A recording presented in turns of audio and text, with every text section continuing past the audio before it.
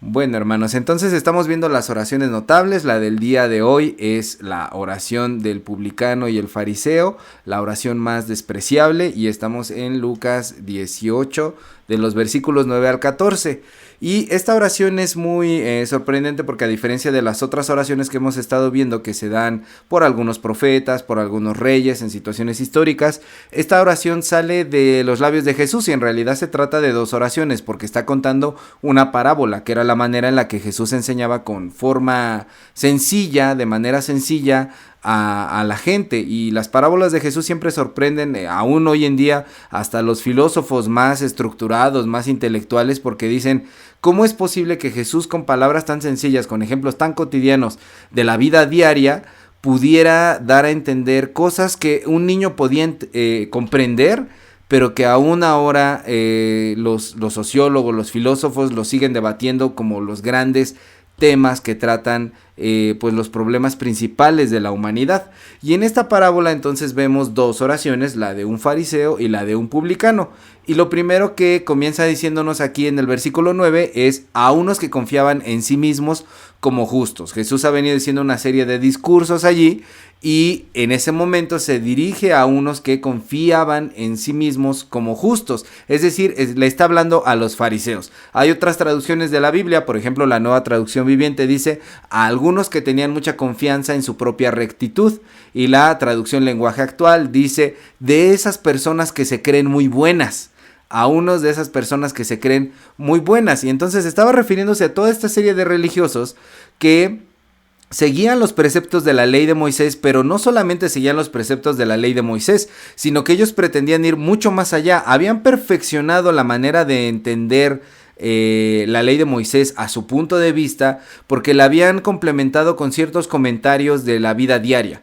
En algunos momentos las leyes pues eran como muy generales, y quienes saben de leyes saben que en toda cuestión legal siempre hay huecos legales, y que eso los abogados lo saben utilizar muy bien. Un buen abogado, meterse en los huecos legales para poder sacar provecho para el cliente suyo, ¿no? Y en este caso los fariseos estudiaban la ley que les había dejado Moisés y decían: aquí como que hace falta especificar algunas cosas, aquí como que dice, no está muy claro lo que quiere decir, hay que complementarle. Y a lo largo de la historia hubo muchos maestros que fueron aportando sus comentarios, sus interpretaciones de lo que estas leyes significaban. Para la época en la que Jesús vivía, pues toda esta ley ya se había complementado con esa serie de comentarios, y ya era un armatoste, una amalgama, una mezcla, de tal manera que a veces los mismos fariseos no podían distinguir entre lo que verdaderamente había sido ordenado por Dios con las distintas interpretaciones que ya se habían dado, o las especificaciones, ¿no? Por ejemplo, se decía: en el día del sábado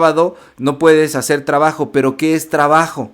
Hay que especificar mucho qué es trabajo. No puedes dar, y habían puesto cierto número de pasos, tantos cientos de pasos. Después de que des ese número de pasos ya es pecado. Un paso más y ya es pecado. Pero si te quedas en el ras, al límite, ahí está bien. Pero si te resulta que eran, no sé, 300 pasos y diste 299 y todavía no estás cerca de tu casa, pues ya no puedes dar más. Das el 300 y ahí te tienes que quedar, a menos de que vayas a incurrir en pecar, ¿verdad? Y estas situaciones eran realmente muy estrictas, porque vemos en el tiempo de Jesús que Jesús los denuncia y les dice: ustedes hicieron estas leyes de manera que se volvieron opresivas, porque ustedes en el día de reposo, por ejemplo, son capaces de sacar a sus animales y se caen en un hoyo, porque esos animales les traen a ustedes un beneficio económico, porque finalmente son su herramienta de trabajo. No es porque los quieran mucho, como ahora que la sociedad está muy encariñada con las mascotas, ¿verdad? Estamos muy encariñados con las mascotas, pero en ese momento era solamente por una cuestión económica. Entonces ustedes ven su interés económico, y por ese interés económico son capaces de sacar a un animal de un hoyo. Pero si una persona necesita que se le ayude, que se le cargue, que está enferma, que se le puede ayudar de alguna forma llevándole alimento, ahí se dicen: ahí no. Ahí extrañamente la ley no cuenta tanto para ustedes. Ese tipo de cosas eran las que denunciaba Jesús, y Jesús es recordado también porque en algún momento, en el día de reposo, él decide cortar espigas, que es considerado como trabajo, para comer. para comer. Y entonces arroja esa frase icónica de Jesús que dice que la ley se hizo para el hombre y no el hombre para la ley. El hombre no debe estar atado a ninguna ley de tal manera que se vuelva opresiva, sino que las leyes deben de servir para que los seres humanos seamos libres, tengamos una vida de provecho, tengamos una vida de plenitud, tengamos una vida de alegría y de felicidad, una vida que nos permita vivir en las mejores condiciones que nosotros podamos imaginarnos, ¿no? Entonces, aquí Jesús empieza su parábola refiriéndose a estas personas que tienen una maraña de cosas dentro de su cabeza, una telaraña de ideas muy revuelta acerca de lo que significa servirle a Dios. Y aparte de todas estas especificaciones de la ley que los fariseos tenían, también ellos creían que Dios no le otorgaba gracia, es decir, no le otorgaba el perdón o el amor a las personas que no creían como ellos. Hay que recordar que en el momento en el que Jesús está allí, pues había distintos partidos políticos religiosos, porque en ese momento la religión tenía poder y la política y la religión estaban íntimamente mezcladas. Ahora lo siguen estando, pero no de forma tan explícita o abierta. En la época de Jesús sí eran partidos políticos religiosos, ¿no? De tal manera que teníamos a los saduceos, a los fariseos, teníamos a los herodianos, etcétera. Tenemos a distintos tipos de grupos políticos religiosos que eran los que llevaban las riendas de esa sociedad y que a veces debatían y discutían entre sí mismos por algunos puntos. Y a ellos en ese momento se refiere Jesús, porque estas personas pensaban que quien no creyera como ellos estaba fuera del amor de Dios. La persona que no seguía sus mismas prácticas, que no sostenía sus mismas teorías, que no sustentaba las mismas cosas que ellos, estaban fuera del amor de Dios y no había ningún perdón ni misericordia. Por lo tanto, la actitud que ellos tenían para con otras personas era de menosprecio.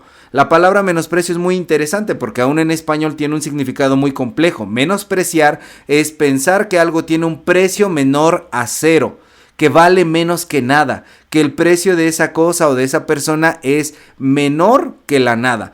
Entonces quiere decir que los fariseos trataban como nada, como basura a los otros.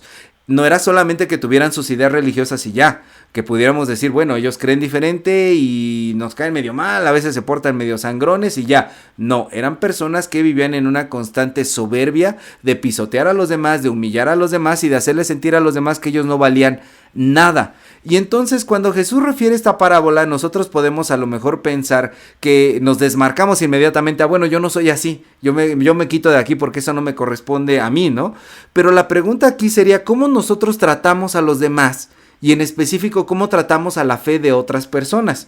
Como cristianos, lamentablemente, eso lo explico mucho en la cuestión histórica cuando damos el curso de probandos y ahora los miércoles que estamos dando el curso para enseñar el curso de probandos, especifico mucho esta situación de cómo la iglesia desde su nacimiento fue un grupo que le duró muy poco el romance y después se empezó a fragmentar, y aún en la misma Biblia tenemos los vestigios, las pruebas de que la iglesia primitiva estaba totalmente dividida. Ya para cuando llega la época de los Corintios, la primera carta a los Corintios inicia con palabras de Pablo diciéndoles eso, igual la segunda carta a los Corintios, ¿no? Ustedes apoyan a un discípulo o a otro apóstol y dicen yo soy de Pablo, yo soy de Cefas, yo soy de aquí, etcétera, ¿no? Están peleados por todos lados.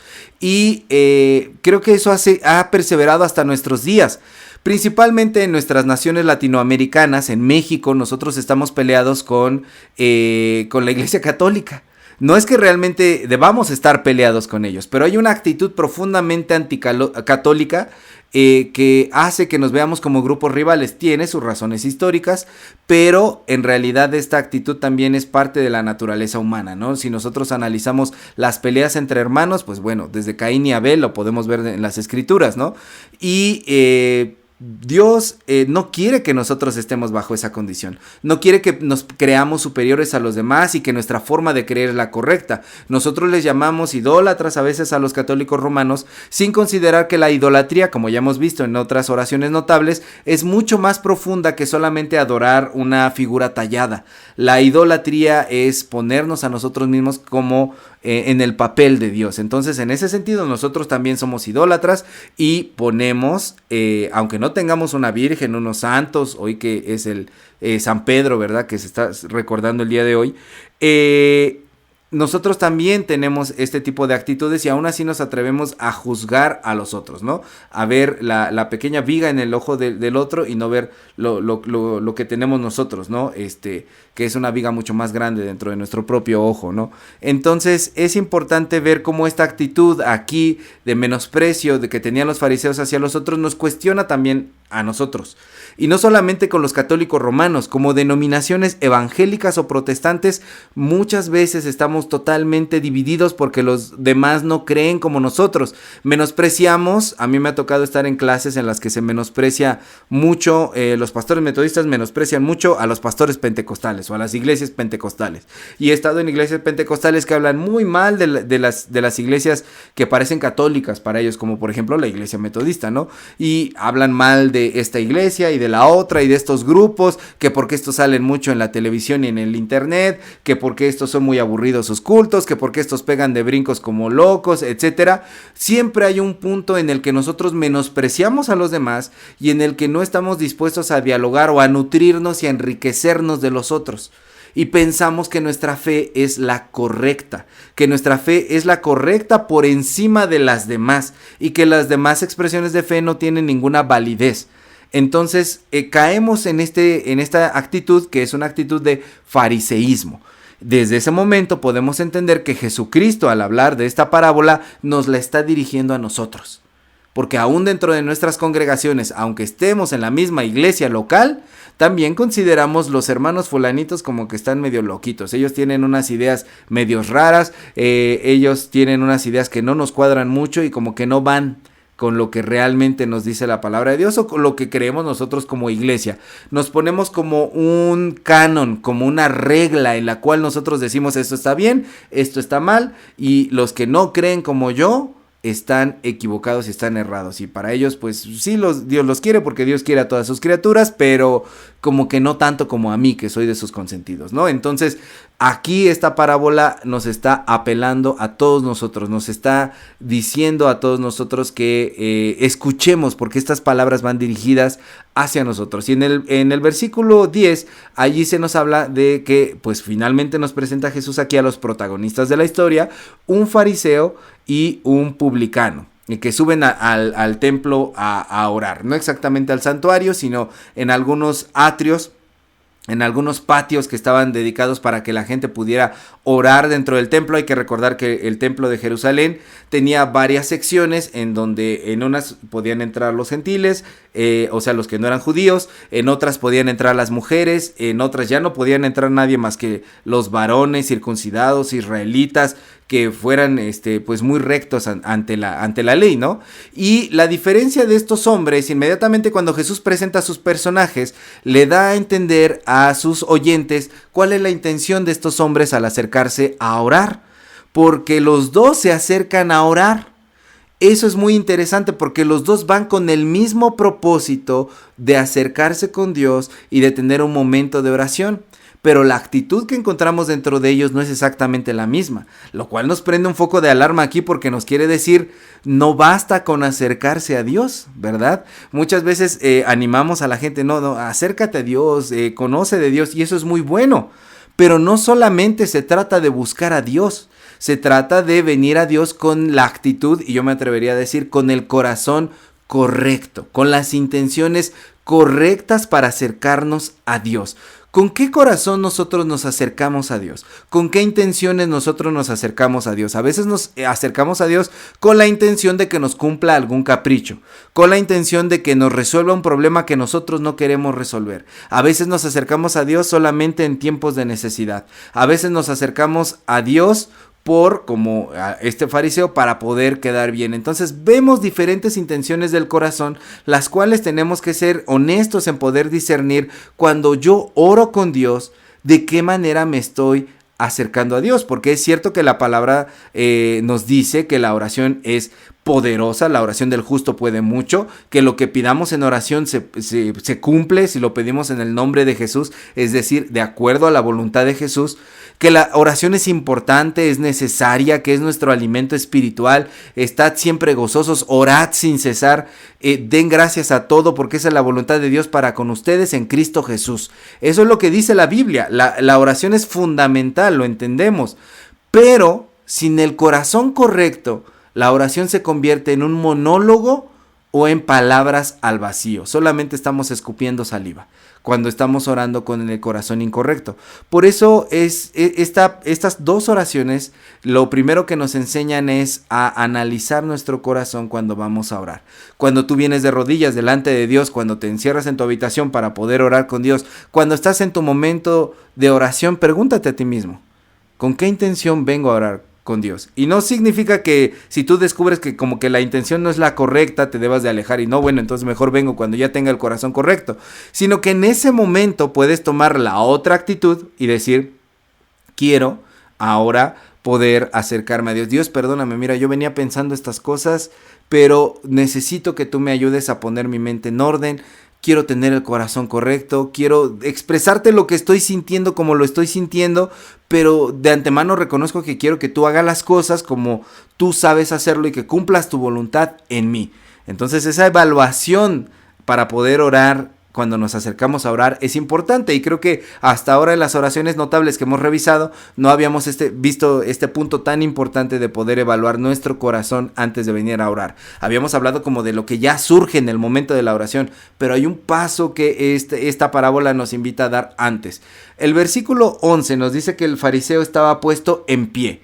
Orar en pie es una costumbre muy común para los judíos, hasta el día de hoy es una costumbre muy común para los judíos. Si alguna vez ustedes en las noticias o en documentales o en algún medio han visto, existe el muro de los lamentos en donde los judíos van a orar y con su frente la ponen en la pared y constantemente se azotan no se azotan, pero hacen su frente hacia adelante y hacia atrás, hacia adelante y hacia atrás, como una señal de penitencia, ¿no? Entonces el poder estar de pie orando no significa una falta de respeto para los judíos. Se puede orar de pie. Y esto es interesante, ¿no? Podemos orar realmente en cualquier posición. Comúnmente decimos hay que cerrar los ojos, no porque esto tenga como una especie de situación mágica que si no cierras los ojos la oración no sirve, como los niños pequeños, ¿no? Cuando las anécdotas de que dicen, mamá, fulanito está abriendo los ojos cuando estamos orando, ¿y tú cómo sabes? Pues tú también estabas abriendo los ojos, ¿no? Cerramos los ojos para poder abstraernos, encerrarnos de nuestro entorno y poder tener una comunión con Dios y que nada nos distraiga. Aunque yo también recuerdo algunos cultos, unas liturgias muy bonitas que algunos pastores llegaron a dirigir, en los cuales orábamos para poder comprometernos con nuestra sociedad y ser mejores cristianos que influyan de mejor manera en la sociedad. Entonces nos decían, vamos a orar con los ojos abiertos y vamos a decirle a Dios, Señor, así como tenemos ahora abiertos los ojos, es símbolo de que tú nos vas a abrir los ojos a partir de ahora para ver en qué necesidades de la sociedad podemos ayudar. Entonces la posición al momento de orar no es que no sea importante, pero no determina el corazón de la oración. Si a ti te sirve cerrar los ojos, hazlo. Si prefieres hacerlo con los ojos abiertos, lo puedes hacer. Tenemos libertad en eso. En la posición en la que podemos orar. A veces los jóvenes me llegan a preguntar eso, ¿cómo debo de orar? Y recuerdo que en algunas iglesias yo llegué a hacer un ejercicio con los chicos así de vamos a tirarnos en el piso y vamos a orar con Dios, ¿no? Vamos a sentarnos, vamos a inventar una canción para orar con Dios, etcétera. Para poder acercar y romper a veces esta rigurosidad que ponemos en ciertos gestos religiosos que tenemos, en estos gestos de la oración que a veces impiden como el diálogo sincero y honesto con Dios. Lo he dicho muchas veces, a veces la gente cree que porque no ora con cierto tono o de cierta manera no sabe orar, cuando orar es acercarse con Dios para poder platicar. Y bueno, volviendo entonces a la historia, se nos dice que el fariseo se pone de pie y claro que era algo común, pero también había otros momentos en los que los judíos oraban de otras formas. Por ejemplo, una postura de mayor reverencia era poder ponerse de rodillas. Vemos un ejemplo de eso en el segundo libro de las Crónicas, capítulo 6, versículo 13, en la cual se nos dice que Salomón pues está dedicando el templo, ¿no? Y hace allí el estrado de bronce, etcétera. Y una vez de que es puesto ese estrado en el patio del templo, él se arrodilla delante de toda la congregación que está viendo la inauguración del templo y extiende sus manos hacia el cielo arrodillado, ¿no? Y clama en ese momento hacia Dios. Hay otros ejemplos, vemos a Esdras, vemos a Daniel también arrodillados para dirigirse a Dios. Y hay una postura que es de aún más reverencia y es una señal de humillación total. Poner el rostro, la frente totalmente en el piso e incluso postrarse, acostarse boca abajo delante de Dios es algo que vemos hacer a Josué en Josué 7:6 porque Josué venía de una derrota de su ejército y en ese momento pues Dios le revela que han sido derrotados porque Acán guardó ciertas cosas del tesoro de la nación que acaban de ir a combatir y pues por eso viene la maldición ante ellos. Entonces cuando Josué se entera, dice Josué 7:6, entonces Josué rompió sus vestidos y se postró en tierra sobre su rostro delante del arca de Jehová hasta caer la tarde. Él y los ancianos de Israel echaron polvo sobre sus cabezas, o sea, se quedó postrado por mucho rato, hasta que Dios lo levanta y le dice, a ver, ¿qué haces ahí? Levántate porque tienes que descubrir quién es el que robó del tesoro que les dije que no tocaran, ¿no? Entonces, el problema aquí no es tanto que el fariseo se hubiera puesto de pie para poder orar. Como ya dijimos, la intención del fariseo, el corazón del fariseo es el que es el verdadero problema, porque los judíos tenían distintas formas de orar. El fariseo estaba orando de pie para ser visto, para poder ser notorio hacia los demás. Y sobre todo porque en el momento en que está de pie, la caja de resonancia de su voz, el eco del lugar en donde está, es mucho mayor. Y entonces puede ser escuchado más, porque oraba en voz alta. Aunque se nos dice que oraba consigo mismo, pero eso ahorita lo explicamos. Él quería que lo vieran y él quería que lo escucharan. ¿Qué era lo que quería que vieran? ¿Qué era lo que quería que escucharan de la oración que este fariseo estaba teniendo? Bueno, dice entonces ahí el versículo 11 que oraba consigo mismo, porque su oración, a pesar de que es en voz alta para ser oída, es realmente una recitación, un monólogo, está hablando consigo mismo. Eso se puede comprobar en las cosas que él dice. Yo no soy como este, ni aún como aquel. Yo ayuno, doy mis diezmos, hago todo esto. Es decir, la oración de este individuo se centra en sí mismo y en sus actos. En ningún momento está hablando con Dios. Utilizó a Dios como pretexto para decir, te agradezco Dios porque yo... Y la pregunta aquí es si esto realmente es una oración, si a esto realmente se le puede llamar oración, cuando un fariseo viene delante de Dios y solamente se elogia a sí mismo comparándose contra aquellos que él considera que son reprobables, contra ellos que él considera que no alcanzan la misericordia de Dios y que no están a la altura de la perfección, entre comillas, de sus propios actos, ¿no? Cuando la oración es un medio de comunicación, sí, de sincerarse con Dios, pero también es un medio de glorificar a Dios, ¿no?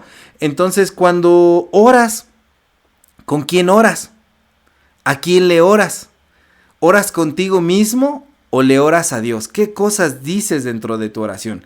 ¿Te estás hablando a ti mismo para poder quizá recapitular lo que has hecho en el día? Porque muchos utilizan la oración como una especie solamente de meditación, solamente como de autoterapia, contarte las cosas, que sí sirve para eso, pero eso es un efecto secundario, porque al momento de decirlo, viene para nosotros, ¿no? Esa situación. ¿Te elogias dentro de tu propia oración o le rindes la gloria a Dios? La oración no es el tiempo para autoelogiarnos. Yo no creo en que debamos tener una baja autoestima, ahorita vamos hacia ese punto, pero la oración no es el tiempo para elogiarnos, la oración es el tiempo para elogiar a Dios, para poder exaltar a Dios, para poder glorificar a Dios, para poder platicar con Él, pero no para referir que nosotros estamos bien en todo, ¿no? Que no hay ninguna mancha en nosotros. Y la actitud que tiene entonces de ser visto y oído no solamente era decir esas cosas para autoconvencerse de lo que él ya estaba autoconvencido, que a sus ojos él era perfecto, sino para que los otros lo escuchen. Y para que los otros se queden con ese tipo de pensamiento de que él es perfecto. Digan, qué buen hombre, ve todo lo que está diciéndole a Dios en su oración. Él diezma, él hace esto, el otro. Y a lo mejor no siempre dentro de la oración, pero fuera de la oración, nosotros a veces también tenemos ese concepto de nosotros mismos, que cumplimos con todo lo que debemos de cumplir. Tenemos un autoconcepto muy elevado, ¿no? Y Romanos 12:3 dice, ninguno tenga más alto concepto de sí mismo que el que deba de tener, conforme a la medida de la fe que Dios puso en ustedes. Entonces nosotros no estamos llamados a tener un egoísmo ególatra, una autopercepción más allá de lo que somos, repito, tampoco más bajo de lo que somos, pero no autoexaltarnos más allá, ¿no? Y esto es lo que el fariseo aquí está teniendo, se autoexalta de formas muy tremendas, no quiere que los otros lo escuchen. Y el versículo 12 dice algo que es muy importante, dice ayuno 2 veces a la semana. ¿Qué es lo que está diciendo aquí el fariseo en su oración? Bueno, en Levítico 16, 29 al 31 hay una ley para los judíos y esta ley dice: esta será una ley permanente para ustedes. El día del mes séptimo deberán ustedes dedicarlo al ayuno y suspender todas sus labores. Lo mismo los israelitas que los extranjeros que vivan entre ustedes. Ese día se obtendrá el perdón de los pecados de ustedes delante del Señor y quedarán limpios de todos ellos. Es una ley permanente. Ese día será para ustedes un día especial de reposo y dedicado al ayuno. Y luego en Levítico 23, 27 dice: el día 10 del mismo mes séptimo será el día del perdón. Deberán celebrar una reunión santa y dedicar ese día al ayuno y quemar una ofrenda en honor al Señor. Por ley, para los judíos estaba ordenado que en el mes séptimo, en el día 10, hubiera un día de ayuno.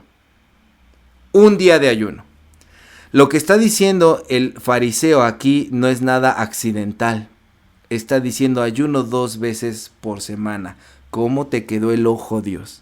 No nada más una vez, no nada más una vez al año, en un mes. 2 veces por semana, Dios mío. Mírame nada más, mira a tu hijo, el consentido, el preferido, el que cumple la ley de una manera sorprendente. ¿No te sorprendo, Dios? 2 veces por semana, imagínate lo lejos que estoy de los demás mortales. Esto que está diciendo el fariseo es como si le estuviera diciendo a Dios: tú tienes que agradecerme a mí, tienes que pagarme a mí, tienes que compensarme a mí porque mi compromiso contigo es mucho más grande de lo que tú pides. Y eso es una discusión teológica muy interesante que se ha desatado a lo largo de los siglos entre distintas denominaciones cristianas y se le llama las obras de supererogación. Las obras de supererogación tienen distintas formas de entenderse según la tradición religiosa que entendamos. Por ejemplo, los católicos romanos dicen que las obras de supererogación son aquellas que solamente algunos cristianos muy especiales pueden realizar. Hay ciertas personas que pueden realizar obras más allá de lo que Dios requiere, más allá de lo que Dios está pidiendo. Y hay quienes podemos hacer cuando enfrentamos una situación lo razonable, pero cuando haces algo más allá de lo razonable, más de lo que debías dar, más de lo que es considerado justo, estás haciendo obras de supererogación. Y eso te gana puntos en cuanto a las penitencias. De hecho, en las indulgencias, se dice que las indulgencias disminuyen la pena de las personas que están, del otro lado, ¿verdad? Están encerradas en el purgatorio. Y que las obras de todos los santos de todas las épocas que están en el santoral católico romano disminuyen las penas, que Dios mira las obras de estos santos y dice: por amor a estos mis hijos, San fulanito, San sutanita, San perenganita, que se portaron tan bien, voy a disminuir las penas de los que están en el purgatorio. Es decir, es una especie de transacción que podemos hacer con Dios.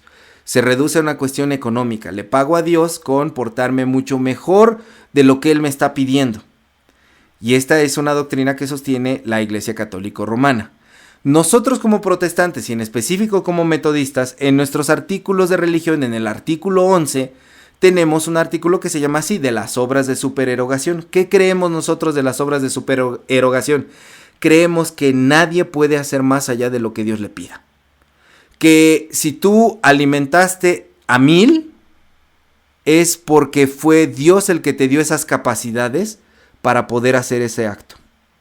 Entonces a veces nosotros volteamos y vemos a algunos hombres grandes en la fe y pensamos que esas personas estaban superdotadas, que tenían superpoderes, que iban más allá y que por eso ellos podían hacer obras mucho más grandes. No, es lo que Dios puso en sus vidas.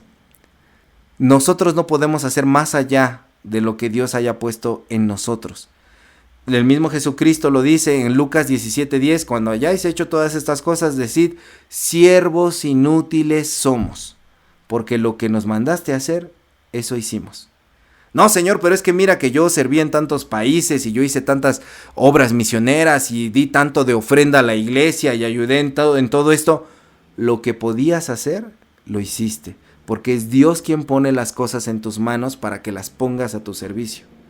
A su servicio, perdón, al servicio de Él. Sean cuestiones materiales, sean cuestiones espirituales, sean cuestiones de carácter. Es Dios quien pone en nosotros todo para que le podamos servir. Por lo tanto, nosotros no creemos en las obras de supererogación. Lo que está haciendo aquí este fariseo es querer decir, hago más de lo que tú me pides. No, muchacho, si ayunas dos veces por semana es porque Dios te dio esa capacidad. Eso no es algo que tú hagas más allá de las capacidades que Dios ha puesto en ti.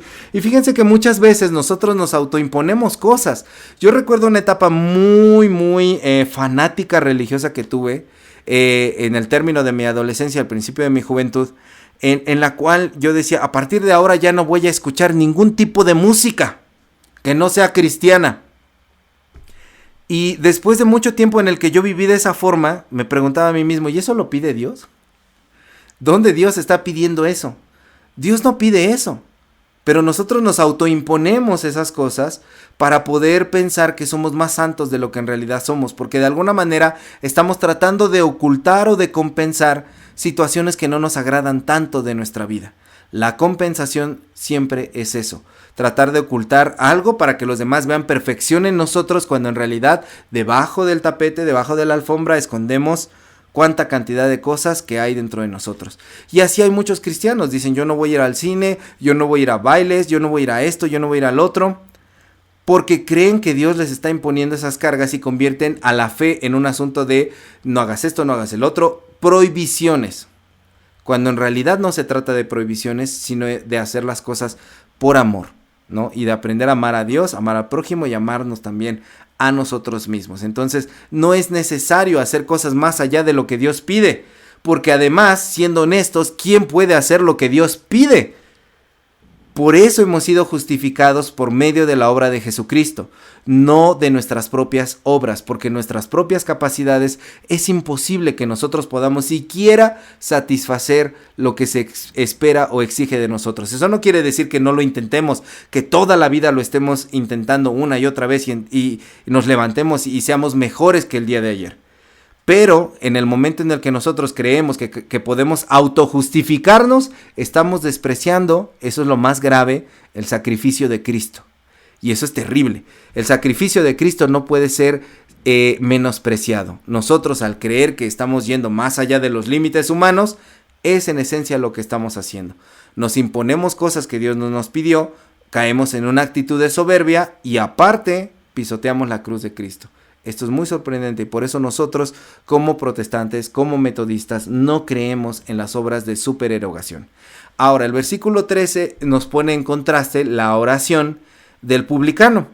Los publicanos en aquella época eran personas muy adineradas, casi nunca eran judíos y se dedicaban a cobrar los impuestos.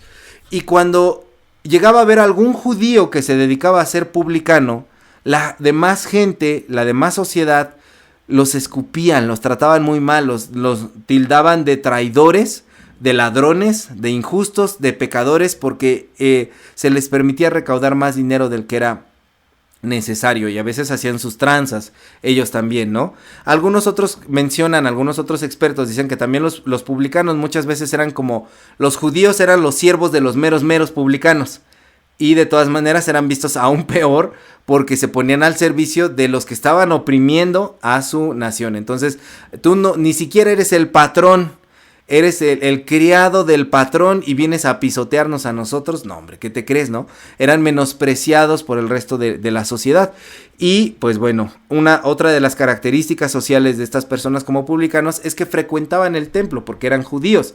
Entonces cuando llegaban, pues siempre se podrán imaginar ustedes cómo se enfrentaban con el rechazo de los demás. Por eso se nos dice que el publicano estaba lejos, apartado de las demás personas. No quería como que lo interrumpieran, que le dijeran un mal comentario, un insulto en su momento de oración y de comunión para con Dios. Y dice que este publicano no quería ni aún alzar los ojos al cielo. vemos desde este momento que con sus gestos físicos nos está indicando que su actitud es contraria y opuesta a la del fariseo. En este caso, la posición física de este publicano sí revela su actitud. Sabe que es menospreciado por los demás y por eso se aleja para poder estar en comunión con Dios, y sabe lo que es y lo que ha hecho, y por eso no quiere ni aún alzar los ojos al cielo. Y lo vemos en el contenido de su oración. Ten misericordia de mí, ten compasión de mí, dicen otras versiones. Dios, sé propicio a mí, pecador. Esa es otra de las oraciones más breves. ¿Se acuerdan que vimos en la oración de Jabes una oración pequeña, ¿no? Pero aquí el publicano está haciendo una oración aún más chiquita. Ya vi cuál es la oración más chiquita de toda la Biblia, después la veremos. Pero aquí el publicano está haciendo una oración muy chiquita. Sé propicio a mi pecador, ten compasión de mí que soy pecador. Y no podemos entender que el publicano no se entendía como un pecador, se entendía como el pecador. Nos recuerda un poco al apóstol Pablo, que dice que dentro de los pecadores él es el primero, ¿no? Es como un abortivo, también se llega a decir a sí mismo, ¿no? Está consciente de la gravedad de sus faltas, de sus fallas, y nos hace preguntarnos a nosotros mismos si nosotros somos autocomplacientes con nosotros mismos, no solamente en el área de la fe, principalmente en el área de la fe. ¿Somos autocomplacientes? ¿Qué concepto tenemos de nosotros? Eso no quiere decir que nos pisoteemos, ¿verdad? Porque Dios no nos quiere pisoteados todo el tiempo. Dios envió a su Hijo para levantarnos, para poder llevarnos cada día más de gloria en gloria hasta que el día sea claro. Pero sí es importante que veamos la gravedad, la importancia o la verdadera dimensión de las cosas que hacemos y cómo somos. Y a veces eso ni siquiera lo tenemos fuera del ámbito de la fe con nosotros mismos. En nuestros horarios somos autocomplacientes. En nuestra manera de comer somos autocomplacientes. Otro taquito, ¿qué importa? Otra rebanada de pastel, no importa. Pues, ¿qué más da? Nos vamos a morir, ¿no? De algo nos habremos de morir. No somos cuidadosos de nosotros mismos y somos autocomplacientes, como esa broma que hay mucho en internet. Hacen un día ejercicio y después al poco rato ya se aventan una pizza, una hamburguesa, unos tacos para poder recuperar las calorías perdidas. Somos autocomplacientes dándonos premios cuando no nos exigimos disciplina, no castigo, disciplina, de poder ser ordenados. Y esto es lo que nos plantea en primer lugar la oración del publicano. ¿De qué manera nosotros nos acercamos a Dios? De una forma autocomplaciente, ya dándonos por perdonados nosotros y diciendo, bueno, Dios, pues no fue tanto, justificándonos. No, mira, es que pues lo hice por esto. Tú sabes que uno es carne, ¿no? Le citamos ahí sí la palabra de Dios al propio Dios, como si no se la supiera él, para poder justificarnos. O le damos la dimensión correcta a las cosas que hemos cometido. No para vivir sumergidos en el fango, sino para tener la importancia, porque cuando podemos reconocer de qué tamaño es algo, podemos encontrar la solución adecuada para eso. Otra cosa que nos enseña aquí el publicano es a cómo pedir perdón. Dios se propicio a mí, pecador. Le está pidiendo simplemente a Dios, mira, soy pecador, perdóname. Eso se ve reflejado en nuestras relaciones personales, hermanos. Cómo nosotros llegamos a pedir perdón con las personas a las que ofendemos. No sé si se han fijado, pero muchas veces nuestra actitud para pedir perdón es altanera. Uy, pues ya perdóname, ¿no? Ni que hubiera sido para tanto. Disminuimos la situación. Otra forma en la que pedimos perdón es, bueno, pero es que tienes que entender, mira, te estoy diciendo que lo hice por esto, lo hice por aquello, y empezamos a dar la recopilación de datos acerca de las cuales nos llevaron a cometer algo. Nos justificamos.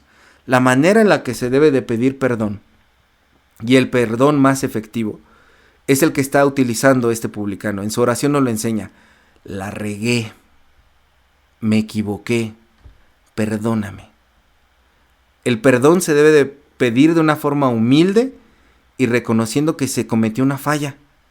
Ya después, si la persona te da la oportunidad de explicar tu falla, qué era lo que tú sentías, qué fue lo que te motivó, eso es diferente. Pero no llegamos con excusas o pretextos por delante.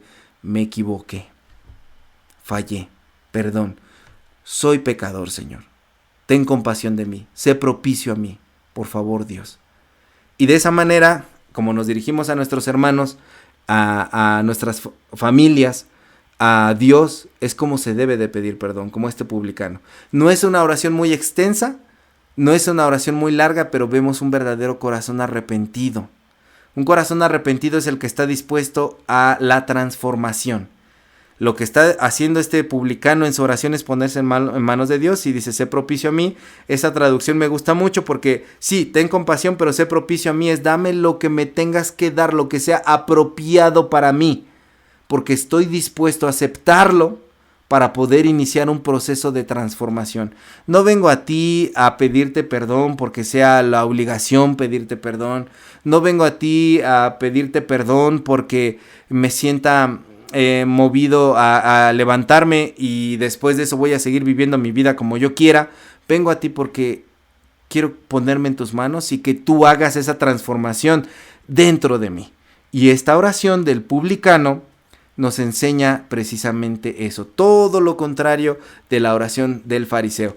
Y dice el versículo 14, os digo que este descendió a su casa justificado antes que el otro, porque cualquiera que se enaltece será humillado y el que se humilla será enaltecido. Este es un tema que se repite a lo largo de toda la Biblia y podemos ver cómo en los Salmos también se dice, ¿no? En el Salmo 138:6 dice, Jehová atiende al humilde, mas mira de lejos al altivo. Las personas que son altivas, no es que Dios no las ame, pero ¿qué puedo conversar Dios con una persona que es altiva si en el concepto de esa persona soberbia, altiva, él ya es perfecto, está perdonado? ¿Para qué necesita Dios? Y no es que no lo necesite, sino que no se da cuenta de eso, ¿no? Esta persona se pone a sí misma en el lugar de Dios, tanto que le enceguece de una manera en el que el fariseo no puede ver en lo que está fallando. El fariseo piensa que no tiene pecado cuando sus pecados eran la soberbia y la altivez. Quiere decir que hay cosas que no ha analizado lo suficiente dentro de su propio interior para que sean tan evidentes. Le es muy evidente que da diezmos, que da la religión externa, pero no le es evidente lo que hay dentro de sí mismo. ¿Cuántas veces no pasamos nuestra vida así? Sin poder analizar y profundizar en lo que realmente hay dentro de nosotros, en lo que realmente somos nosotros. ¿Qué pecados no confesamos a Dios? ¿Qué pecados no nos autoconfesamos? Porque creemos que no está mal lo que estamos haciendo. Así soy y lo voy a seguir haciendo. Y de esa manera yo me comporto. ¿Y qué? Eso se llama soberbia. Y la soberbia es un pecado muy grande porque es ponerse en el lugar de Dios. Una sintomatología, es decir, un síntoma de cuáles son tus prioridades, es que cuando somos soberbios, y digo somos porque me estoy incluyendo, nos ponemos en lugar de Dios. Y de esa manera estamos evitando que otros pecados muy evidentes para todos no lo sean para nosotros. Y no podamos superar esas cosas. No venimos a Dios, no se las confesamos, no se las decimos, porque ni las vemos. Estamos enceguecidos por nuestra propia soberbia y por nuestra propia egolatría. Entonces, estas oraciones que vemos aquí del fariseo y del publicano nos ayudan finalmente a poder visualizar cómo nos estamos justificando. ¿Buscamos realmente la justificación que es en Cristo Jesús por medio de la fe? ¿O nos autojustificamos? Tenemos pretextos para todo. Tenemos respuestas para todo. Creemos que en todo estamos bien. Y otra de las cosas muy importantes y que quiero resaltar para terminar de esta oración, ¿cómo tratamos a los demás? ¿Cómo tratamos a los demás? ¿A partir de la actitud del fariseo o a partir de la actitud del publicano que dice, me pongo en tus manos para poder ser transformado y no seguir siendo este pecador que soy el día de hoy? Entonces, por eso Jesús dice, es necesario examinarnos a nosotros mismos. Hay una idea similar en Mateo 5:24 en que dice, antes de ofrendar, ve y ponte a cuentas con tu hermano, ¿no? Y yo diría, antes de orar, ve y ponte a cuentas con tu hermano. Ve y ponte a cuentas con tu propia actitud y cómo vienes aquí a orar. Y por eso le titulé la oración más despreciable. Y finalmente puedo hacer la pregunta final y decir, ¿cuál de estas dos es la oración más despreciable? Porque a los ojos del fariseo la oración más despreciable era la del publicano. Y a los ojos del publicano quizá él estaba pensando que estaba haciendo la oración más despreciable porque se pensaba que era él la persona más despreciable. Pero uno fue justificado y el otro no. porque el que se humilla y se reconoce delante de Dios puede ser levantado, puede ser enaltecido, como lo dice el mismo Jesús, pero el que no, esa es la oración más despreciable. ¿Qué oración estás haciendo tú? ¿Oras como fariseo? ¿Oras como publicano? ¿Haces la oración despreciable o estás orando con el corazón correcto?